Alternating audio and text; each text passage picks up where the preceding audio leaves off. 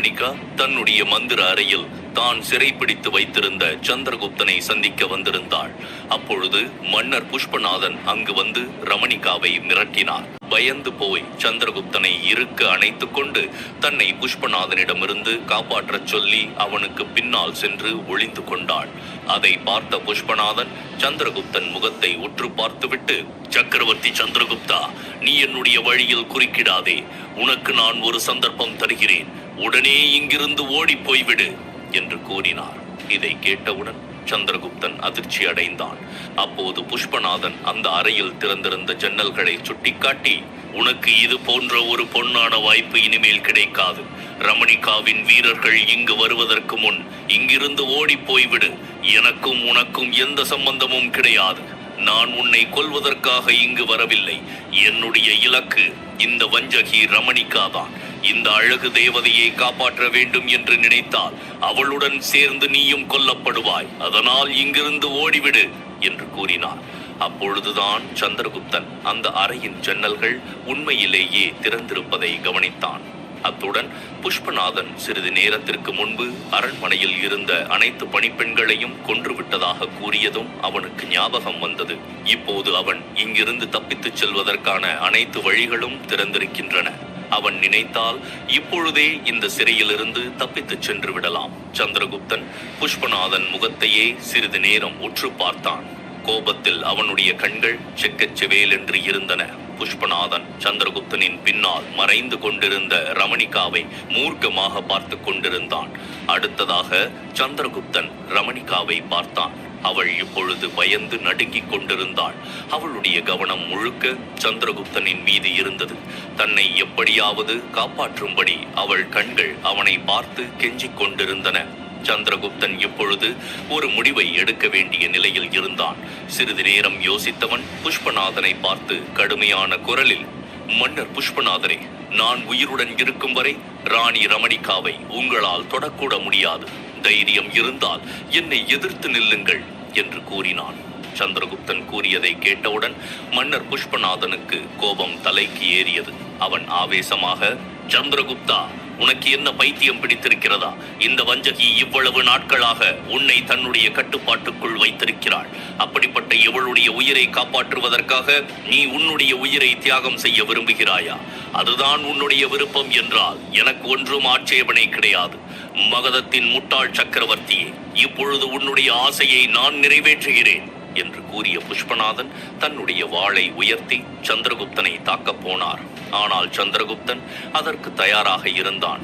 நிராயுதபாணியாக அவன் புஷ்பநாதனுடன் போரிட்டான். அடுத்த கணமே அவன் புஷ்பநாதனின் கையில் இருந்த வாளை பறித்துக் கொண்டான். சந்திரகுப்தனின் இந்த திடீர் தாக்குதலை புஷ்பநாதன் எதிர்பார்க்கவில்லை. அவன் பயந்து போய் பின்வாங்கி தன்னுடைய வேசிகளை பார்த்து, இவர்கள் இருவரையும் இப்பொழுதே கொல்லுங்கள் என்று ஆணையிட்டான். உடனே அவனுடன் வந்த வேசிகள் தங்களுடைய வாளை உயர்த்தி கொண்டு அவர்களை நெருங்க முயற்சி செய்தார்கள். உடனே சந்திரகுப்தன் தன்னிடம் இருந்த வாளை உயர்த்தி அவர்களை பார்த்து, யாராவது அருகில் வந்தால் உங்களுடைய உயிருக்கு உத்தரவாதம் கிடையாது. பெண்களை கொல்வது ஒரு வீரனுக்கு அழகு அல்ல. அது என்னுடைய நோக்கமும் கிடையாது. அதனால் உங்களுடைய கோழை அரசனை அழைத்துக் கொண்டு இங்கிருந்து சென்று விடுங்கள். என்னை மீறி ராணி ரமணிகாவின் மீது உங்களால் கை வைக்க முடியாது என்று கூறினான். அப்பொழுது அவனுக்கு பின்னால் இருந்த ரமணிகா அவனுடைய கையில் இருந்த வாளை பிடுங்கிக் கொண்டு, சக்கரவர்த்தி, நீங்கள் அந்த புஷ்பநாதனை பிடித்துக் கொள்ளுங்கள். நான் இந்த வேசிகளை ஒரு கை பார்க்கிறேன் என்று கூறிவிட்டு அந்த வேசிகளை தாக்கத் தொடங்கினாள். அவர்களும் அவளை எதிர்த்து தாக்கினார்கள். ஆனால் ரமணிகா ஒரு திறமையான போர் வீரனை போல அவர்களுடன் சண்டை போடுவதை பார்த்து சந்திரகுப்தன் வியந்து போனான். சந்திரகுப்தனின் பார்வை இப்பொழுது புஷ்பநாதனின் மீது சென்றது. அவன் இப்பொழுது பின்வாங்கி அந்த அறையின் ஜன்னல் வழியாக வெளியேற முயற்சி செய்து கொண்டிருந்தான். உடனே சந்திரகுப்தன் வேகமாக அவனை நெருங்கிவிட்டான். ஆனால் அதற்குள் அவன் அந்த ஜன்னல் வழியாக ஏறி அந்த பக்கம் குதித்து விட்டான். அவனை தொடர்ந்து சந்திரகுப்தனும் ஜன்னல் வழியாக வெளியே குதிக்க முயற்சி செய்தான். ஆனால் அப்பொழுது பலத்த சத்தத்துடன் அந்த அறையின் கதவு திறக்கப்பட்டது. ரமணிகாவின் போர் வீரர்கள் உள்ளே நுழைந்து விட்டார்கள். ஜன்னலில் ஏறிய சந்திரகுப்தன் வெளியே குதிக்கவில்லை. அப்படியே நின்று திரும்பி பார்த்தான். உள்ளே நுழைந்த போர் வீரர்கள் அனைவரும் அந்த அறை முழுவதையும் சுற்றி வளைத்துக் கொண்டு புஷ்பநாதனின் வேசிகளை தங்களுடைய கட்டுப்பாட்டுக்குள் கொண்டு வந்தார்கள். ரமணிகாவுடன் சண்டை போட்டுக் கொண்டிருந்த அவர்கள் அனைவரும் இப்பொழுது அப்படியே நின்று விட்டார்கள். தங்களிடம் இருந்த வாளை கூட அவர்கள் கீழே போட்டு விட்டார்கள். அப்பொழுது அந்த வீரர்களின் பின்னால் திலோத்தமா வந்ததை சந்திரகுப்தன் பார்த்தான். அவளை பார்த்தவுடன் ரமணிகா கோபமாக, திலோத்தமா, இதுதான் அரண்மனையை நீ பாதுகாக்கும் லட்சணமா? இந்த கேடுகெட்ட புஷ்பநாதன் தன்னுடைய வேசிகளுடன் சேர்ந்து சந்திரகுப்தன் இருந்த அறைக்குள் நுழைந்ததோடு மட்டுமல்லாமல் இங்கு உள்ள அரண்மனையில் இருந்த பணிப்பெண்களையும் கொன்று விட்டான். இவ்வளவு நேரம் நீ என்ன செய்து கொண்டிருந்தாய்? இதையெல்லாம் வேடிக்கை பார்த்து கொண்டிருந்தாயா என்று அவள் கத்தினாள். உடனே திலோத்தமா பீதி அடைந்து, என்னை மன்னியுங்கள் மகாராணி, நானும் அரண்மனை முழுக்க பாதுகாப்பை பலப்படுத்தி இருக்கிறேன். அப்படி இருந்தும் அவர் வந்திருக்கிறார் என்றால் அவர் எத்தனை ரகசிய வழிகளை வைத்திருக்கிறார் என்று தெரியவில்லையே என்று கூறினாள். உடனே குறுக்கிட்ட ரமணிகா, போதும் நிறுத்து, எனக்கு விளக்கம் சொல்லிக் கொண்டிருக்காதே. உடனே போய் அந்த ரகசிய வழிகள் அனைத்தையும் மூடும் வழியை பார். இனி இது போல எதுவும் நடந்தால் உன் உயிர் உன்னிடம் இருக்காது, நினைவில் கொள் என்று கோபமாக கூறினாள். உடனே திலோத்தமா, இனி இது போல் நடக்காமல் பார்த்துக் கொள்கிறேன் மகாராணி என்று அவளிடம் விடை பெற்று அந்த அறையில் இருந்து வெளியேறினாள். ரமணிகா இப்பொழுது தன்னுடைய படை வீரர்களை பார்த்து, இந்த புஷ்பநாதனுடன் வந்த வேசிகள் அனைவரையும் சிறை பிடித்து உடனே அவர்கள் அனைவரையும் கொல்லுங்கள் என்று ஆணையிட்டாள். இதை கேட்டவுடன் அந்த வேசிகள் அனைவரும் தங்களுடைய கைகளை குவித்து ரமணிகாவின் முன்னால் மண்டியிட்டு உயிர் பிச்சை கேட்கத் தொடங்கினார்கள். ஆனால் ரமணிகா அவர்களை திரும்பி கூட பார்க்கவில்லை. அங்கிருந்த படை வீரர்கள் அனைவரும் அந்த வேசிகளை வலுக்கட்டாயமாக இழுத்து கொண்டு சென்றார்கள். இப்பொழுது அந்த அறையில் சந்திரகுப்தனும் ரமணிகாவும் மட்டுமே எஞ்சியிருந்தார்கள். ரமணிகா இப்பொழுது மிகவும் வெட்கப்பட்ட குரலில், என்னை மன்னியுங்கள் சக்கரவர்த்தி, என்னுடைய கவனக்குறைவால் தான் இவ்வளவு பெரிய விபரீதம் நடக்க இருந்தது. நல்ல வேளை அந்த பாவி புஷ்பநாதனிடமிருந்து நீங்கள் என்னுடைய உயிரை காப்பாற்றி விட்டீர்கள் என்று கூறினாள். சந்திரகுப்தன் எதுவும் பேசவில்லை. அமைதியாக ரமணிகாவின் முகத்தையே பார்த்து கொண்டிருந்தான். ரமணிகாவின் கண்களில் இருந்து கண்ணீர் வழிய ஆரம்பித்தது. அவள் சக்கரவர்த்தி சந்திரகுப்தனுக்கு அருகில் வந்து, இன்று நீங்கள் எனக்கு மிகப்பெரிய உதவி செய்திருக்கிறீர்கள் சக்கரவர்த்தி. இவ்வளவு பெரிய வாய்ப்பு கிடைத்தும் நீங்கள் இங்கிருந்து தப்பித்துச் செல்லாமல் புஷ்பநாதனிடமிருந்து என்னை காப்பாற்றி இருக்கிறீர்கள். இன்று முதல் நான் உங்களுக்கு அடிமையாகிவிட்டேன். இனிமேல் நீங்கள்தான் எனக்கு எல்லாமே. என்னுடைய வாழ்க்கையையே நான் உங்களிடம் ஒப்படைத்து விட்டேன் என்று அவள் கூறும் பொழுது வெட்கப்பட்டு தலையை குனிந்து கொண்டாள். அவள் கூறியதை கேட்ட சந்திரகுப்தன் திடீரென்று தன்னுடைய கையை எடுத்து அவள் தோள் மீது போட்டுக்கொண்டு, ரமணிகா, இனிமேல் நீங்கள் எதற்கும் அஞ்ச வேண்டாம். நான் உங்களுடன் இருக்கும் வரை யாரும் உங்களை துன்புறுத்த முடியாது. நீங்கள் என்னுடைய பணிப்பெண் கிடையாது. மாறாக என்று சொல்ல வந்தவன் மேற்கொண்டு எதுவும் சொல்லாமல் வேண்டுமென்று அப்படியே விட்டுவிட்டான். அவன் கூறியதை கேட்ட ரமணிகாவின் இதயம் மகிழ்ச்சியில் குதூகலித்தது. உண்மையில் வெட்கப்படுவதைப் போல பாவனை செய்தவள், ஐயோ, எனக்கு வெட்கமாக இருக்கிறது, நீங்கள் ஓய்விடுங்கள், நான் பிறகு வருகிறேன் என்று சொல்லிவிட்டு அந்த அறையிலிருந்து வேகமாக வெளியே வந்தாள். அவள் வெளியே வந்த அடுத்த நிமிடம் அந்த அறையின் கதவுகளும் ஜன்னலும் முன்பு போலவே உலோக சுவரால் மூடப்பட்டன. சந்திரகுப்தனும் ஆழ்ந்த பெருமூச்சை வெளியேற்றிவிட்டு மீண்டும் படுக்கையில் வந்து படுத்துக்கொண்டு கண்களை மூடிக்கொண்டு வேகமாக ஏதோ முணுமுணுக்க ஆரம்பித்தான். மறுபுறம் சந்திரகுப்தனின் அறையிலிருந்து வெளியே வந்த ராணி ரமணிகா மகிழ்ச்சியில் ஜொலித்துக் கொண்டிருந்தாள். அவள் வேகமாக தன்னுடைய அறைக்குள் நுழைந்தாள். அந்த அறைக்குள் ஏற்கனவே திலோத்தமா மற்றும் புஷ்பநாதனும் அவருடைய வேசிகளும் இருந்தார்கள். புஷ்பநாதனை பார்த்தவுடன் ரமணிகா சந்தோஷத்தில் சிலிர்த்து, ஆஹா ஒற்றனே, இன்று நீ அற்புதமான வேலை செய்தாய். அந்த பாவி புஷ்பநாதனுடைய வேஷத்தை போட்டுக் கொண்டு வந்து சந்திரகுப்தனுக்கு முன்னால் நீ போட்ட நாடகம் வெற்றி பெற்று விட்டது. உன்னை பாராட்ட வார்த்தைகளே இல்லை என்று கூறினாள். அவள் கூறியதை கேட்டு மகிழ்ச்சியுடன் தன்னுடைய முகத்திலிருந்து ஒரு மெல்லிய படலத்தை எடுத்தான் அந்த ஒற்றன். ஆமாம், புஷ்பநாதன் வடிவில் வந்தது ரமணிகாவின் தலைமை ஒற்றன்தான். சந்திரகுப்தனின் அறையில் புஷ்பநாதன் வேடத்தில் வந்ததும் இவன்தான்.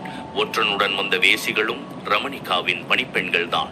ரமணிகா மிகவும் சந்தோஷமாக திலோத்தமாவை பார்த்து, திலோத்தமா, மகதத்தின் சக்கரவர்த்தி சந்திரகுப்தன் நான் வைத்த தேர்வில் தேர்ச்சி பெற்று விட்டான்.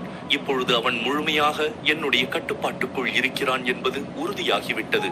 இப்பொழுது நான் அடுத்த கட்ட நடவடிக்கையை உடனே எடுக்க வேண்டும் என்று கூறினாள்.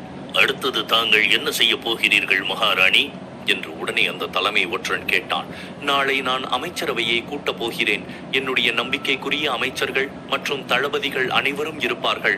அங்கே நான் அண்டை நாட்டு மன்னர்கள் மற்றும் அமைச்சர்களை வரவேற்கப் போகிறேன். அவர்களை எனக்கு அடிபணிவதற்கான ஒப்பந்தத்தில் கையெழுத்து இட வேண்டும் என்று எச்சரிக்கை விடுக்கப் போகிறேன். அவர்களும் என்னுடைய எச்சரிக்கைக்கு பயந்து கையெழுத்து இடுவார்கள். அதன் பிறகு அந்த ஒப்புதலை நான் சந்திரகுப்தனிடம் சமர்ப்பித்து என்னுடைய காதலை தெரிவிக்கப் போகிறேன் என்று ரமணிகா மிகவும் சந்தோஷமாக கூறினாள். மகாராணி, உங்களுடைய காதலை சந்திரகுப்தன் ஏற்றுக்கொள்வார் என்று நீங்கள் நம்புகிறீர்களா என்று தீவிரமான குரலில் திலோத்தமா கேட்டாள். கண்டிப்பாக. என்னுடைய சந்திரகுப்தன் இப்பொழுது என்னுடைய கட்டுப்பாட்டில் இருக்கிறான். நான் என்ன சொன்னாலும் அவன் அப்படியே நம்புவான். என்னை பாதுகாப்பதற்காக இந்த போலி புஷ்பநாதனுடன் அவன் தன்னுடைய உயிரை கூட பொருட்படுத்தாமல் நிராயுதபாணியாக நின்றதை நீ பார்க்கவில்லையா? அதை பார்த்தும் நீ இப்படி கேட்கிறாயே, நீ என்ன முட்டாளா என்று ரமணிகா உடனே கேட்டாள். அவள் கூறியதை கேட்ட திலோத்தமா, மன்னிக்க வேண்டும் மகாராணி, எனக்கு என்னவோ அந்த சந்திரகுப்தன் மீது இன்னும் சந்தேகம் தீரவில்லை. அவர் ஆச்சாரியர் சாணக்கியனின் சீடர். அவர் அவ்வளவு எளிதில் உங்களுக்கு அடிபணிய மாட்டார் என்று கூறினாள். அவள் கூறியதை கேட்ட ரமணிகா ஆவேசமாக, போதும், வாயை மூடு. தேவையில்லாமல் ஏதேதோ பேசி என்னுடைய வேலையை கெடுக்க முயற்சிக்காதே. நீ இந்த அரண்மனையில் ஒரு சாதாரண பணிப்பெண் என்பதை மறந்து விடாதே. உன்னுடைய தகுதிக்கு மீறி எனக்கு அறிவுரை கூற முயற்சி செய்ய வேண்டாம். என்னுடைய கட்டளையை பின்பற்றுவதுதான் உன்னுடைய வேலை. முதலில் நீ இங்கிருந்து கிளம்பு என்று அவள் கூறினாள். அதற்கு மேல் எதுவும் பேசாமல் திலோத்தமா பயந்து போய் வாயை மூடிக்கொண்டாள். மறுபுறம் மகத நாட்டு அரண்மனையில் நேரம் நடுநிசியை தாண்டிவிட்டது. விருந்தினர் மாளிகையில் தங்களுடைய அறையில் இருந்த ஆமாத்தியர் மற்றும் செலூக்கஸ் இருவருக்கும் தூக்கமே வரவில்லை. அவர்கள் இருவரும் தக்க தருணத்திற்காக ஆவலுடன் காத்து கொண்டிருந்தார்கள். அந்த அரண்மனை முழுவதும் மிகவும் நிசப்தமாக இருந்தது. தூரத்தில் ஆங்காங்கே தீபங்கள் மட்டும் எரிந்து கொண்டிருந்தன. ஆனால் அந்த மாளிகை முழுக்க இருளில் மூழ்கி இருந்தது. அனைவரும் உறங்கிக் கொண்டிருக்கிறார்கள் என்பதை உறுதி செய்து கொண்ட ஆமாத்தியர் மெதுவாக அறையின் கதவை திறந்து கொண்டு தலையை மட்டும் வெளியே நீட்டி எட்டி பார்த்தார். அந்த அறைக்கு முன்னால் இருந்த தாழ்வாரத்தில் ஆட்கள் யாரும் இல்லை. அது வெறிச்சோடி இருந்தது. உடனே கதவை மூடிவிட்டு அந்த அறையின் ஜன்னலுக்கு அருகில் சென்றார். அந்த ஜன்னலில் இருந்து விருந்தினர் மாளிகையின் பின்புறம் தெளிவாக தெரிந்தது. அந்த இடம் முற்றிலும் இருட்டாக இருந்தது. அங்கு காவலர்கள் இருக்க வாய்ப்பில்லை. ஜன்னல் கதவை முழுமையாக திறந்த அவர் அந்த ஜன்னல் மீது ஏறி அந்த பக்கம் குதித்தார். பின்னர் செலூக்கஸுக்கு சைகை காட்டினார். அடுத்த நிமிடம் செலூக்கஸும் ஜன்னல் வழியாக ஏறி அந்த பக்கம் குதித்தான். இப்பொழுது இருவரும் விருந்தினர் மாளிகையின் பின்பக்கம் இருந்த தோட்டப்பகுதியில் இருந்தார்கள். ஆமாத்தியர் சிறிது நேரம் அங்கேயே நின்று இருட்டில் தன்னுடைய கண்களை கூர்மையாக்கிக் கொண்டு இங்கேயும் அங்கேயும் பார்க்க ஆரம்பித்தார். பிறகு செலூக்கஸிடம் கிசுகிசுப்பான குரலில், இந்த இடத்தில்தான் ஒரு ரகசிய பாதை இருக்கிறது. சாணக்கியர் அதை மூடாமல் இருந்தால் நம்முடைய வேலை எளிதில் முடிந்துவிடும் என்று சொல்லிவிட்டு மீண்டும் அந்த இடத்தில் தேட ஆரம்பித்தார். திடீரென்று அவருடைய கண்களில் ஒரு பிரகாசம் தோன்றியது. சிறிது தூரத்தில் அடர்ந்த புதர்களுக்கு பின்னால் இருந்த அந்த ரகசிய பாதையை அவர் அடையாளம் கண்டுபிடித்து விட்டார். உடனே அவர் செலூக்கஸிடம் சைகை செய்துவிட்டு வேகமாக அந்த இடத்தை நோக்கி நடக்க ஆரம்பித்தார். அப்பொழுது திடீரென்று செலூக்கஸ் ஆமாத்தியரின் கையை பிடித்து இழுத்து அவருடைய வாயை இறுக்கமாக மூடினார். செலூக்கஸின் இந்த செயலால் ஆமாத்தியர் திகைத்து போனார். செலூக்கஸ் தன்னை கொல்ல முயற்சி செய்கிறாரோ என்று அவர் மிகவும் பதட்டமடைந்தார். அப்போது செலூக்கஸ் அவர்களுக்கு முன்னால் ஒரு இடத்தை சுட்டிக்காட்டினான். அங்கே சிறிது தூரத்தில் இருளில் 2 காவலர்கள் வந்து கொண்டிருந்தார்கள். அதை பார்த்தவுடனே ஆமாத்தியரும் செலூக்கஸும் திடுக்கிட்டு அவசரமாக அங்கிருந்து நகர்ந்து சென்று ஒரு புதருக்கு பின்னால் சென்று மறைந்து கொண்டார்கள். ஆனால் பாதுகாவலர்கள் அங்கிருந்து செல்லவில்லை. அந்த இடத்தை சுற்றுமுற்றும் பார்த்து கொண்டு அங்கேயே நின்றார்கள். அதை பார்த்த ஆமாத்தியர் மற்றும் செலூக்கஸின் இதயங்கள் வேகமாக துடிக்க ஆரம்பித்தன. நிச்சயம் தாங்கள் இருவரும் மாட்டிக்கொள்ளப் போகிறோம் என்று அவர்கள் நினைத்தார்கள். அப்பொழுது ஒரு காவலர் இன்னொரு காவலரிடம், இங்கே யாரும் இருப்பதாக தெரியவில்லையே, நீங்கள் எதையோ பார்த்து குழம்பி போய்விட்டீர்கள் என்று நினைக்கிறேன் என்று கூறினார். உடனே இரண்டாவது காவலர், இல்லை, நான் எதையும் பார்த்து குழம்பவில்லை. யாரோ ஒருவர் இந்த இடத்தில் குதித்ததை நான் என்னுடைய 2 கண்களாலும் பார்த்தேன். அத்துடன் சிறிது நேரத்திற்கு முன்பு இந்த இடத்தில் ஏதோ சத்தம் கேட்டது என்று அவர் தெளிவாக கூறினார். இதை கேட்டவுடன் ஆமாத்தியரும் செலூக்கஸும் நடுங்கி விட்டார்கள். தாங்கள் இருவரும் விருந்தினர் மாளிகையின் ஜன்னல் வழியாக இங்கே குதித்ததை ஒரு காவலர் பார்த்து விட்டார். இப்பொழுது இவர்கள் கையில் மாட்டினால் அவ்வளவுதான், நாம் நேரடியாக மரணத்தை சந்திக்க வேண்டியதுதான் என்று அவர்களுக்கு புரிந்தது. மூச்சை இழுத்து பிடித்துக் கொண்டு அவர்கள் அந்த காவலர்கள் என்ன பேசிக் கொள்கிறார்கள் என்று கூர்ந்து கவனிக்க ஆரம்பித்தார்கள். விருந்தினர் மாளிகையில் தங்கியிருக்கும் அந்த முதியவரையும் அவருடைய வேலைக்காரனையும் நீங்கள் சோதனை செய்தீர்களா என்று முதல் காவலர் மீண்டும் கேட்டார். ஆமாம், நான் அவர்களுடைய அறைக்கு சென்றேன். ஆனால் அறையின் கதவு உள்ளே பூட்டப்பட்டிருக்கிறது.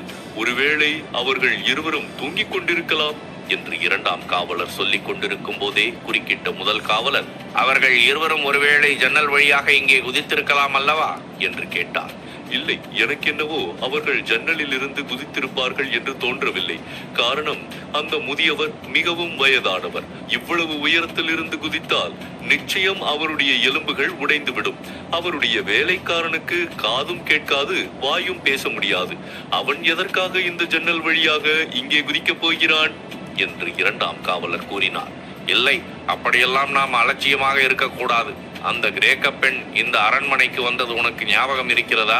அன்று முதல் அரண்மனையில் சந்தேகப்படும்படியாக யாராவது வந்தால் அவர்கள் யாராக இருந்தாலும் உடனே அவர்களை கொல்ல வேண்டும் என்று ஆச்சாரியர் உத்தரவிட்டிருக்கிறார் அல்லவா என்று முதல் காவலர் கூறினார். அவர் கூறியதை கேட்டவுடன் இரண்டாம் காவலரின் எதிர்வினை எப்படி இருந்தது என்று தெரியவில்லை. ஆனால் இங்கே செலூக்கஸ் மிகவும் பதட்டத்தில் இருந்தான். ஏனென்றால் அரண்மனையில் ஒரு கிரேக்க பெண் இருக்கிறாள் என்ற அவனுடைய நம்பிக்கை மேலும் வலுப்பெற்றது. நிச்சயமாக அது தன்னுடைய மகள் ஹெலனாதான் என்று அவன் நம்பினான்.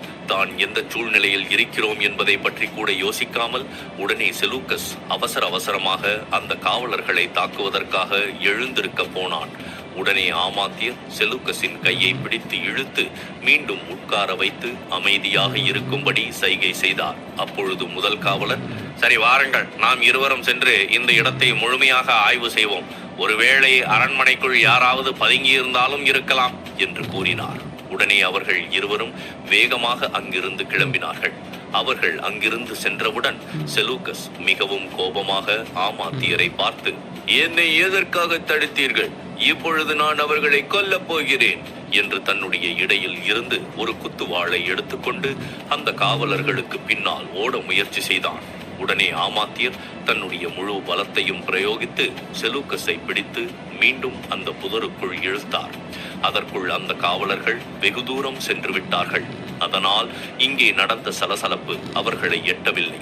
ஆமாத்தியர் செலூக்கஸிடம் கிட்டத்தட்ட கெஞ்சும் குரலில், தளபதி செலூக்கஸ், இப்பொழுது நீங்கள் என்ன செய்ய போகிறீர்கள் என்று கேட்டார். காயம்பட்ட சிங்கம் போல கர்ஜித்த செலூக்கஸ், அரண்மனையில் தான் எங்கோ ஒரு இடத்தில் என்னுடைய மகள் ஹெலனா ஒளித்து வைக்கப்பட்டிருக்கிறாள். அது இந்த காவலர்களுக்கு தெரியும். அதனால் இந்த காவலர்களை நான் மிரட்டி அவள் எங்கே இருக்கிறாள் என்று நான் தெரிந்து கொள்ளப் போகிறேன் என்று கூறினான். கோபமான குரலில் ஆமாத்தியர், அந்த காவலர்கள் நீங்கள் கேட்டவுடன் சொல்லிவிடுவார்கள் என்று நினைக்கிறீர்களா என்று கேட்டார். உடனே செலூக்கஸ் தன்னுடைய குத்துவாளை எடுத்து காட்டி, எனக்கு பதில் சொல்லவில்லை என்றால் என்னுடைய இந்த குத்துவாளுக்கு இவர்கள் பதில் சொல்லித்தான் ஆக வேண்டும். அப்படி இல்லை என்றால் அவர்களுடைய கழுத்தில் ஒரே சொருகு சொருகி விடுவேன் என்று கூறினான். அவன் கூறியதை கேட்டு ஆமாத்தியர் கோபமாக, இவ்வளவு திறமையும் அனுபவமும் வாய்ந்த தளபதியாக இருந்தும் இப்படி சிறுபிள்ளைத்தனமாக நடந்து கொள்கிறீர்களே. இந்த அரண்மனையின் ஒவ்வொரு மூலையிலும் எத்தனையோ காவலர்களும் வீரர்களும் இருப்பார்கள். நீங்கள் அந்த காவலர்களை கொன்றால் அடுத்த நிமிடம் அவர்கள் நம்முடைய தலையை துண்டாக்கி விடுவார்கள். அதன் பிறகு உங்கள் மகள் ஹெலனாவை எப்படி சந்திக்க முடியும் என்று கேட்டார். ஆமாத்தியர் கூறியதை கேட்டவுடன் செலூக்கஸுக்கு என்ன சொல்வது என்று தெரியவில்லை. உதவியற்ற நிலையில் இருந்த அவர் குரல் நடுங்கியது. ஒரு ஆழ்ந்த பெருமூச்சு வெளியேற்றி அவர் மீண்டும் குத்துவாளை எடுத்து பத்திரப்படுத்தி கொண்டு ஆமாத்தியருடன் அந்த ரகசிய பாதையை நோக்கி நடக்க ஆரம்பித்தான். அடுத்த நாள் காலை ராணி ரமணிகாவின் அரண்மனைக்கு அருகில் இருந்த அடர்ந்த காட்டுப்பகுதியில் சுய நினைவு இல்லாமல் இருந்த நன்மாறன் காலை சூரியனின் கதிர்கள் பட்டு கண் விழித்தான். அவனுக்கு நினைவு திரும்பியது. ஒரு பெரிய பாறைக்கு கீழே இருந்த இடத்தில் தூங்கிக் கொண்டிருந்த கயாவை எழுப்பி உக்கிரசேனர் இந்த தகவலை தெரிவித்தார். இரவு முழுவதும் அவர் கண் விழித்து கயா சொன்னது போல 2 மணி நேரத்திற்கு ஒரு முறை அவள் தயாரித்து கொடுத்த கஷாயத்தை நன்மாறனுக்கு கொடுத்து கொண்டிருந்தார். அந்த மருந்து வேலை செய்து நன்மாறனை சுய நினைவுக்கு கொண்டு வந்தது. நன்மாறன் கண் விழித்ததை பார்த்ததும் உக்கிரசேனர் நிம்மதி பெருமூச்சு விட்டார். அவர் இந்த தகவலை முதலில் கயாவிடம் சொல்ல வேண்டும் என்பதற்காக அவளை எழுப்பினார். இந்த தகவலை கேட்டவுடன் கயாவுக்கும் மிகவும் சந்தோஷமாக இருந்தது. அனைத்து போர் வீரர்களும் அந்த இடத்தில் கூடிவிட்டார்கள். உடனே கயா எழுந்து நன்மாறனுக்கு அருகில் வந்தாள். கண் விழித்தவுடன் கயாவை பார்த்த நன்மாறன், "நீ எப்படி இங்கே?" என்று ஆச்சரியமாக கேட்டான். அவனை பார்த்து புன்னகைத்த கயா, "கடவுளின் அருளால் உங்களுக்கு நினைவு திரும்பிவிட்டது. நீங்கள் இன்னும் சற்று ஓய்வு எடுக்க வேண்டும்" என்று கூறினாள். ஆனால் நன்மாறன் உடனே எழுந்திருக்க முயன்று கொண்டே, "இல்லை, என்னை பற்றி இப்பொழுது கவலைப்பட வேண்டாம். சக்கரவர்த்தி சந்திரகுப்தன் இப்பொழுது மிகவும் ஆபத்தான இடத்தில் சிக்கியிருக்கிறார். அவரை ராணி ரமணிகா தன்னுடைய மாய வலைக்குள் சிக்க வைத்திருக்கிறாள். உடனே அவரை எப்படியாவது நாம் காப்பாற்ற வேண்டும். நாம் தாமதிக்கும் ஒவ்வொரு நிமிடமும் அவருடைய உயிருக்கு ஆபத்து" என்று கூறினான். அப்போது உக்கிரசேனர், "ஆமாம், நன்மாறன் கூறுவதும் சரிதான். அந்த நயவஞ்சகி மனதை மயக்கும் மருந்துகளின் உதவியுடன் சந்திரகுப்தனை குழப்பி இருக்கிறாள் என்று நான் நினைக்கிறேன். இப்பொழுது அந்த மோசக்கார பெண்ணின் கட்டுப்பாட்டுக்குள் அவன் இருக்கிறான். இப்பொழுது நாம் எப்படியாவது அவனை காப்பாற்றியாக வேண்டும். ஆனால் நாம் மிகவும் கவனமாக இருக்க வேண்டும். ஏனென்றால் ரமணிகா மிகவும் கொடியவள். தன்னுடைய நோக்கம் நிறைவேறுவதற்கு யாரேனும் குறுக்கிட்டால் அவள் சந்திரகுப்தனை கொல்லக்கூட தயங்க மாட்டாள்" என்று கூறினார். அவர் கூறியதை கேட்டவுடன் கயாவின் பதட்டம் மேலும் அதிகரித்தது. அப்பொழுது நன்மாறன், "சக்கரவர்த்தி சந்திரகுப்தரை அடைய ஒரே ஒரு வழிதான் இருக்கிறது. அது அந்த செயற்கை ஏரி மட்டும்தான். ஆனால் நீண்ட நேரம் மூச்சை அடக்கிக் கொண்டு தண்ணீருக்குள் நீந்தக்கூடிய ஒருவரால் மட்டுமே அந்த வழியாக செல்ல முடியும். என்னால் அதை செய்ய முடியும். ஆனால் இப்பொழுது நான் காயமடைந்திருக்கிறேன். அதனால் அதற்கு சாத்தியமில்லை" என்று அவன் ஏமாற்றத்துடன் சொல்லிக் கொண்டிருக்கும் பொழுது குறுக்கிட்ட கயா, "அதை என்னால் செய்ய முடியும்" என்று கூறினாள். உடனே நன்மாறனும் உக்கிரசேனனும் வியப்புடன் அவளை பார்த்தார்கள். அவர்கள் ஆச்சரியப்படுவதை பார்த்த கயா, "இதில் ஆச்சரியப்படுவதற்கு எதுவும் இல்லை. நான் ஹெலனாவுடன் இருக்கும் பொழுது அவளுடன் சேர்ந்து அனைத்து பயிற்சிகளையும் எடுத்திருக்கிறேன். ஆழமான நீரில் நீண்ட நேரம் மூச்சை அடக்கிக் கொண்டு என்னால் இருக்க முடியும். என்னுடைய இந்த திறமையை பயன்படுத்தித்தான் கடற்கொள்ளையர்களின் பிடியிலிருந்து என்னால் தப்பிக்க முடிந்தது. நான் கடலுக்குள் குதித்து ஆழமான பகுதிகளில் நீந்தி அவர்களுக்கு தெரியாமல் கரையை அடைந்தேன்" என்று அவள் சொல்லிக் கொண்டிருக்கும் போதே திடீரென்று மௌனமானாள். அவளை உன்னிப்பாக கவனித்த உக்கிரசேனர், "அப்படியானால் உன்னுடைய ஹெலனாவை ஏன் உன்னால் காப்பாற்ற முடியவில்லை?" என்று கேட்டார். அதை கேட்ட கயா ஒரு நிமிடம் அமைதியாக இருந்துவிட்டு, "திருவியனின் பிடியிலிருந்து என்னால் ஹெலனாவை தான் காப்பாற்ற முடியவில்லை. ஆனால் நிச்சயம் என்னால் ராணி ரமணிகாவின் பிடியிலிருந்து சக்கரவர்த்தி சந்திரகுப்தனை காப்பாற்ற முடியும். என்னை நம்புங்கள்" என்று கூறினாள். உடனே உக்கிரசேனர் நன்மாறனை பார்த்தார். நன்மாறன் ஏதோ யோசித்துவிட்டு, "இல்லை கயா, வேண்டாம். நாங்கள் உன்னை எந்த ஆபத்திலும் சிக்க வைக்க விரும்பவில்லை. அந்த ரமணிகா மிகவும் பொல்லாதவள். அவள் மந்திர தந்திரம் கற்ற சூனியக்காரி" என்று எச்சரிக்கும் விதமாக கூறினான். ஆனால் கயா அதை காதில் வாங்கிக் கொள்ளவில்லை. "இப்பொழுது நமக்கு வேறு எந்த வழியும் இல்லை. அந்த ரகசிய பாதை வழியாக சென்று சந்திரகுப்தரை காப்பாற்றியாக வேண்டும். நீங்கள் தானே சொன்னீர்கள், நாம் தாமதிக்கும் ஒவ்வொரு நொடியும் சக்கரவர்த்திக்கு ஆபத்து என்று. அதனால் இனி யோசிக்க நேரமில்லை. நான் சென்று அவரை காப்பாற்றுகிறேன்" என்று கூறினாள். "ஆனால் கயா, சக்கரவர்த்தி சந்திரகுப்தர் உனக்கு அடைக்கலம் கொடுத்து அரண்மனையில் பாதுகாப்பாக தங்க வைத்திருக்கிறார். சந்திரகுப்தன் இல்லாத இந்த நேரத்தில் உன்னுடைய பாதுகாப்பு எங்களுடைய பொறுப்பு" என்று சொல்லிக் கொண்டிருக்கும் பொழுது பொறுமை இழந்த கயா, "உங்கள் சக்கரவர்த்தி சந்திரகுப்தன் அந்த நரமாமிச வனவாசிகளிடமிருந்து என்னுடைய உயிரை காப்பாற்றினார். இல்லை என்றால் என் வாழ்க்கை அங்கேயே முடிந்திருக்கும். இப்பொழுது நான் வாழ்ந்து கொண்டிருக்கும் இந்த வாழ்க்கை சக்கரவர்த்தி சந்திரகுப்தன் எனக்கு கொடுத்தது. அதனால் தான் இப்பொழுது அவரை காப்பாற்றுவது என்னுடைய பொறுப்பு என்று நான் நினைக்கிறேன். அதற்காகத்தான் நான் அரண்மனையை விட்டு இங்கு ஓடி வந்திருக்கிறேன். தயவு செய்து என்னை தடுக்க முயற்சி செய்ய வேண்டாம். ராணி ரமணிகாவின் மாய மாளிகைக்குள் நுழையும் தைரியம் எனக்கு அதிகமாகவே இருக்கிறது" என்று கயா உறுதியான குரலில் கூறினாள். அதன் பிறகு நன்மாறனுக்கு எதுவும் சொல்ல முடியவில்லை. உக்கிரசேனர் உடனே, புஷ்பநாதனின் தோட்டத்தில் இருக்கும் அந்த செயற்கை ஏரிக்கு நான் உன்னை அழைத்துக் கொண்டு செல்கிறேன். உண்மையை சொல்ல வேண்டுமென்றால் உன் மீது எனக்கு முழு நம்பிக்கை இருக்கிறது. ஏனென்றால் யாராலும் அடக்க முடியாத காட்டு யானை ஐராவதத்தையே நீ அடக்கி இருக்கிறாய். அனுபவம் மிக்க சம்புநாதரையே ஒரே அடியில் தோற்கடித்து இங்கு வந்து சேரும் அளவுக்கு உனக்கு வீரமும் தைரியமும் இருக்கிறது என்று கூறினார். அவர் கூறியதை கேட்ட கயா, சரி, இப்பொழுது நான் சொல்வதை கேளுங்கள் என்று சொல்லிவிட்டு அவள் தன்னுடைய திட்டத்தை அவர்களிடம் விளக்க ஆரம்பித்தாள். மறுபுறம் ராணி ரமணிகா இன்று சிறப்பு கூட்டத்திற்கு ஏற்பாடு செய்திருந்தாள். அதில் நாக நாட்டின் முக்கிய அமைச்சர்கள், படை தளபதிகள் அனைவரும் இருந்தார்கள். அத்துடன் அண்டை நாடுகளைச் சேர்ந்த அமைச்சர்கள், மன்னர்கள் மற்றும் படை தளபதியும் வந்திருந்தார்கள்.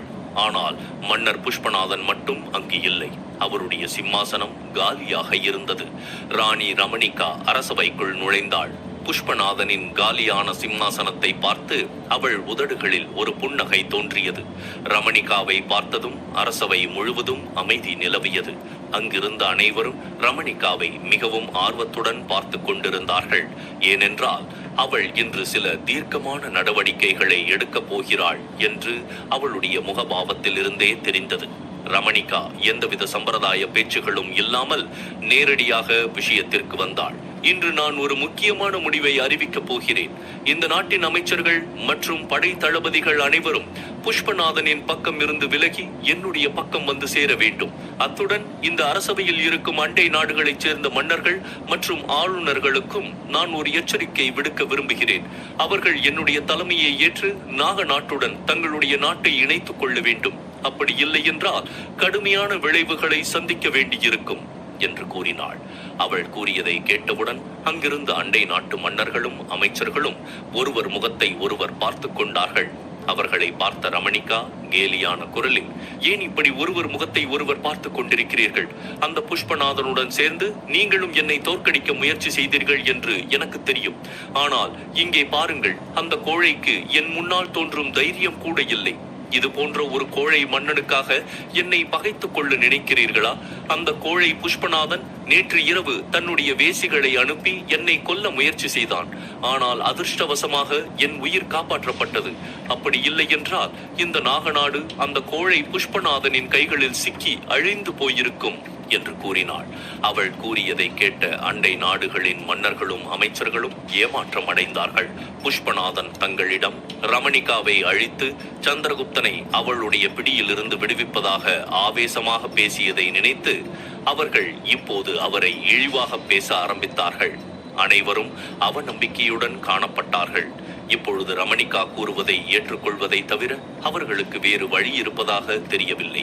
அப்போது ஒரு மன்னன் தன்னுடைய இடத்திலிருந்து எழுந்து, மகாராணி, நீங்கள் சொல்வதை போல நாங்கள் உங்கள் நாட்டுடன் எங்களுடைய நாட்டை இணைத்துக் கொள்ள சம்மதிக்கிறோம். ஆனால் எங்களுக்கு ஒரு நிபந்தனை இருக்கிறது. அரியணையில் ஒரே ஒரு நபர் மட்டும்தான் அமர முடியும். அவர் உங்களுடைய கணவராகத்தான் இருக்க வேண்டும் என்று கூறினார். இதை கேட்ட ரமணிகாவின் உதட்டில் ஒரு புன்னகை மலர்ந்தது. ஆமாம், இந்த விஷயத்தில் உங்களுடைய நிபந்தனையை நான் ஏற்றுக்கொள்கிறேன். நீங்கள் அனைவரும் நிம்மதியாக இருங்கள். என்னுடைய கணவர் மட்டும்தான் இந்த சிம்மாசனத்தில் அமருவார் என்று கூறினாள். ரமணிகாவின் அடுத்த திட்டம் என்ன? கயாவால் சந்திரகுப்தனை மீட்க முடியுமா? மகத நாட்டு விருந்தினர் மாளிகையில் உள்ள ரகசிய பாதை வழியாக ஆமாத்தியர் மற்றும் செலூக்கஸ் இருவரும் அரண்மனைக்குள் ஊடுருவினார்களா? மேலும் தெரிந்து கொள்ள தொடர்ந்து கேளுங்கள்.